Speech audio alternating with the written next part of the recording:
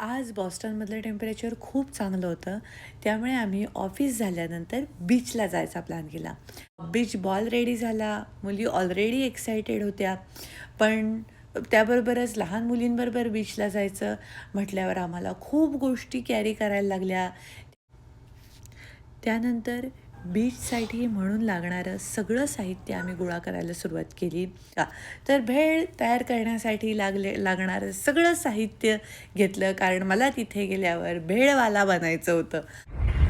जायचं होतं बाहेर फक्त 2 तास आणि सामान मात्र पॅक करतोय आम्ही, की जसं की 2 दिवसच बाहेर राहायला जायचंय. आणि फायनली लिंकन वूड स्टेट पार्कला आम्ही वेळेत पोहोचलो. हे पार्क आम्हाला आवडण्याचं अजून 3 कारणं. ती म्हणजे हे पार्क आमच्या घरापासून फक्त 20 मिनिटांवर आहे. सेकंड, या पार्कला एंट्री फी किंवा पार्किंग फी नाही आहे. आणि थर्ड म्हणजे हे पार्क खूप सेफ आहे. कायम ॲक्टिव्ह असतं, कायम लोकांची वर्दळ असते. खरं सांगू, ही शांत हवा आणि हा व्ह्यू खूप रिलॅक्सिंग वाटतो. इथे भरपूर पार्किंग स्पेस आहे.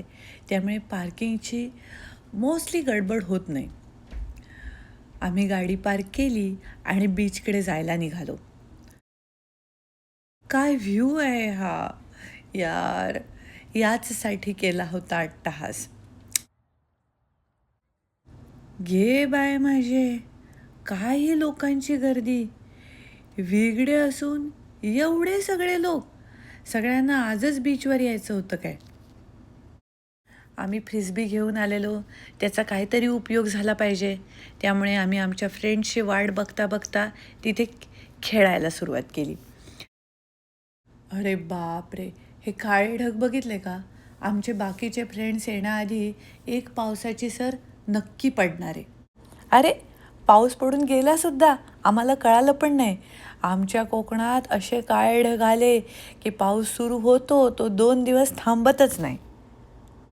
पण आता मात्र बॉस्टनचा हा चिरकुट पाऊस आमच्या पथ्यावर पडला, कारण त्यानंतर आमचे सगळे फ्रेंड्स आले.